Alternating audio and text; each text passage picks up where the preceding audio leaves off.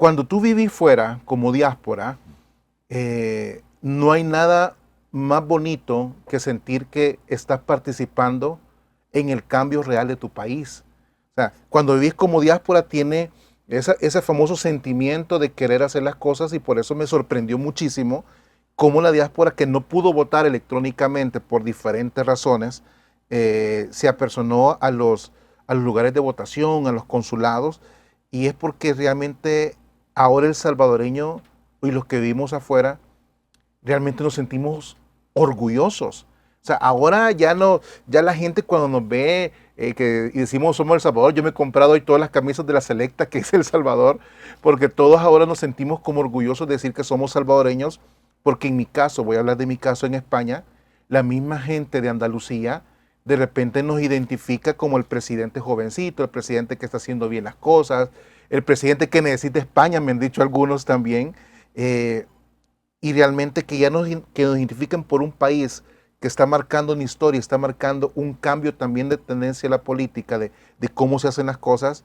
Créeme los que vivimos afuera, y siendo un país tan pequeñito, nos reconozcan ya esta situación, y eso es de sentirnos orgullosos. Yo creo que lo más importante es de que El Salvador ya ha vuelto a sentir esa identidad como tal. Ya no es ese país de las maras, ya no es ese país de las pandillas, ya no es ese país de que se nos reconocía por violentos. Ahora somos reconocidos afuera, y lo vivo en carne propia, por un país que realmente está marcando tendencia, y realmente el presidente Bukele y El Salvador son tendencia en el mundo, y a mí me consta dentro de la comunidad europea.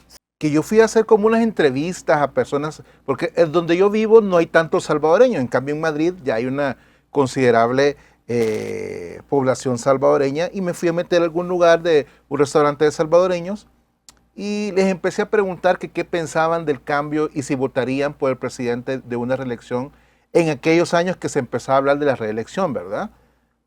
Y sabes que muchos fuera de cámara me decían de que sí querían votar por él, pero no querían salir en cámara porque tenían miedo. Y yo me quedé, pero ¿miedo a qué? Y me dicen, es que aquí en Madrid ahí andan muchos chicos de estos pandilleros que pueden ver el programa y nos pueden ir a buscar. Ajá. Y yo me quedaba, pero si esto es España, le digo yo, sí, pero tenemos miedo, nos dicen. O sea, cuando alguien te manifiesta que en un país como España tienen miedo, es porque los tentáculos de las pandillas llegaron a todos los lugares. Y han permeado por todos lados. Correcto, y entonces eso también es algo que muchas veces no alcanzamos a dimensionar los salvadoreños, cómo se fue expandiendo, y por qué también el fenómeno del presidente Bukele de querer cortar de raíz todo eso ha pegado en todo el mundo. Aunque a muchos no les guste la forma, ¿verdad? Pero como se dice, o sea, ellos no conocen nuestra historia. Ellos no conocen qué es ser extorsionados. Ellos no conocen saber qué es pagar una renta. Ellos no conocen que le pongan una pistola a uno en la cabeza, porque a mí me la pusieron aquí como 3 veces para quitarme un teléfono móvil o para pedirme dinero, simplemente. ¿Fuiste víctima de asalto? Yo sí. Yo tres veces fui víctima de asalto. Una me pusieron una pistola en la cabeza, otra me tiraron un cuchillo, y la otra simplemente llegaron y me agarraron y me quitaron lo que tenía puesto, ¿verdad? Me quitaron lo que tenía puesto. Y realmente era como nuestro diario vivir.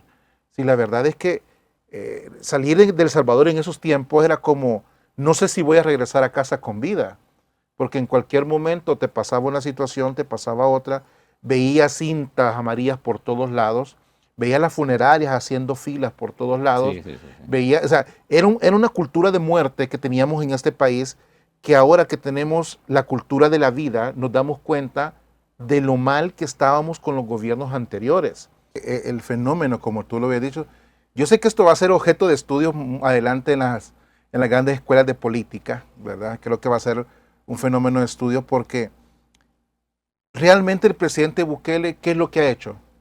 Lo que tenía que hacer y lo que tiene que hacer cualquier presidente en cualquier parte del mundo. Es que la verdad es que el presidente Bukele lo único que hizo es hacer su trabajo. Porque muchos dicen de repente, ay, es que ahora que estamos en esta campaña política de alcaldes y todo lo demás, dicen, ay, es que Milagro Nava le está apostando a la limpieza.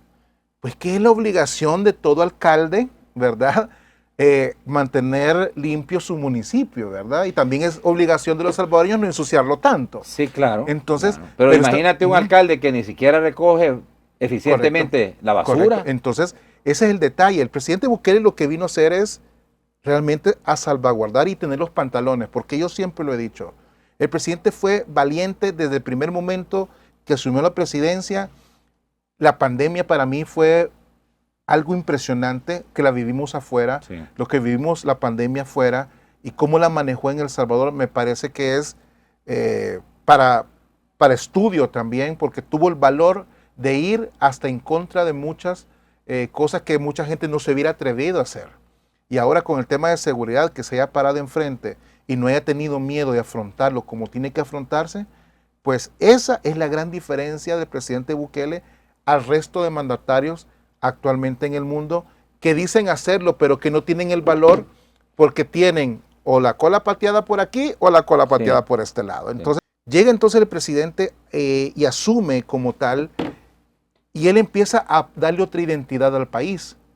Entonces, los salvadoreños lo han visto reflejado en todos sus proyectos, porque cada cosa que el presidente hace, si tú te fijas, le da una situación de mucha belleza a lo que hace.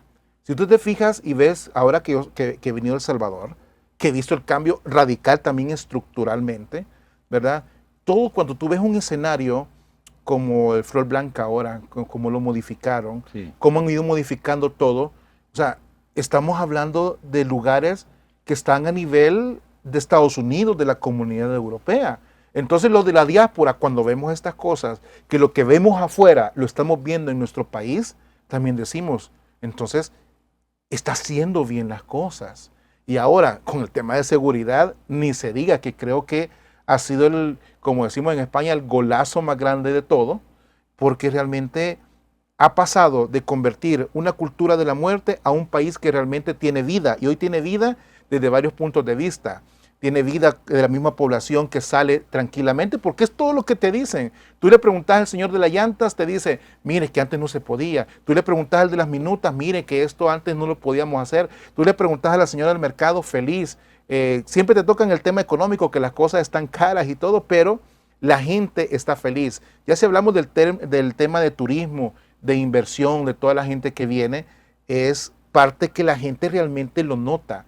O sea, ahora tú vas al centro de San Salvador y ves una parte de salvadoreños y otra parte son turistas. Mira, yo te voy a decir una cosa, Mao. De Carlos Araujo, yo creo que es desde la oposición, de los analistas de oposición, de derecha, obviamente, de los que están viendo la realidad de manera más objetiva. Más objetiva. Es decir,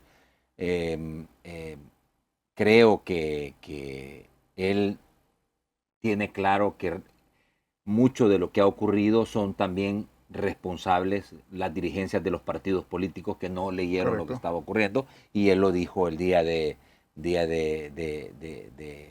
día que estuvo con nosotros aquí, pero martes que estuvo con nosotros aquí, pero habla de que pueden existir situaciones que pues cambien el resultado. Yo vuelvo, insisto, yo siento que Carlos Araujo es de los analistas de oposición de derecha un poco más coherentes y objetivos cuando hacen el estudio del panorama. Aunque ya escuchaste lo que dijo.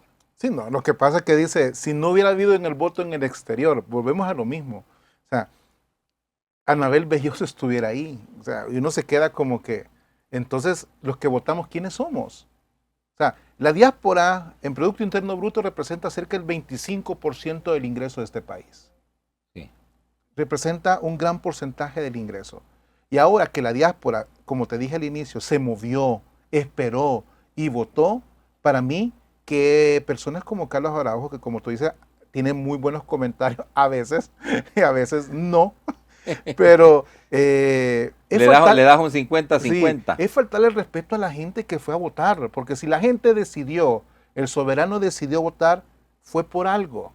Tanto valía el voto como el que estuvo acá en las urnas, como que la diáspora lo hizo de manera electrónica y lo hizo también apersonándose a los centros de votación, que te digo, para mí Yo sigo aún así como muy impresionado, pero impresionado porque eran filas, largas filas. Por ejemplo, me mandaban videos de Madrid porque hacíamos videollamadas con mis amigos que estaban en España y yo quedé así como gente que se movía de diferentes lados, desde el País Vasco, desde Vigo, vi gente que se movía de Galicia, inclusive vi gente que viajó de las islas para poder ir a votar a Sevilla o a Madrid, que son las que tenían más cerca, pero veías ese entusiasmo. Entonces que venga él y diga, ay, es que venir y hacer esto y que Nuevas Ideas preparó, pues, ¿cuál es el problema? Puede parecer para muchos una derrota, pero para mí es la más grande victoria moral en la historia del FMLN. Por eso el FMLN somos un partido de vanguardia. El futuro va a ser junto al pueblo. Esto no es nada, esto no ha pasado. ¿Qué ha pasado? Que sencillamente la gente no nos dio diputados y nos vamos a morir por eso. No, nosotros no hemos nacido para ocupar cargos. ¿Qué te parece? No sé qué decirte, la verdad es que, señor Manuel Chino Flores, primero, o sea, una victoria moral, dice él. Sí, sí, sí. Bueno, también... Y que no nacieron para tener cargos públicos, dice. Sí, ¿no? Y lo más interesante es que dice, el FMLN es un partido de vanguardia y también dice, habla mucho del odio, pero fíjate que qué curioso que el candidato del FMLN habla de que no, que es un país, es un partido de amor, no de odio, ¿cómo se llama?, de reconciliación, de diálogo. Pero tú cuando hablas con el Chino Flores, se altera, se enoja, pierde los estribos, Sí. ¿verdad? Entonces, como que hablar y no aplicar las cosas en la vida personal también tiene un impacto, ¿verdad? Y no, señor Flores, la verdad es que ustedes no son un partido de vanguardia, ustedes son un partido que le siguen escuchando a su militancia de los años 80, que siguen hablando de varillas, ¿verdad?, de cuarto y que van a tomar y que van a hacer insurrección. Eso no es ser un partido de vanguardia, señor Flores. Eso es ser un partido que se quedó anclado en los años 80, donde ellos eran felices, porque tenían las armas para poder someter al mismo pueblo a base de balas. Sí. Entonces no podemos decir que es un partido de vanguardia porque Sí. de eso no han avanzado, creo, absolutamente nada. Y el resultado, señor Flores, es que ustedes no tienen ninguna participación dentro de la Asamblea Legislativa y usted es el candidato, el perdedor número uno, porque realmente usted no recibió una derrota, usted recibió una paliza total.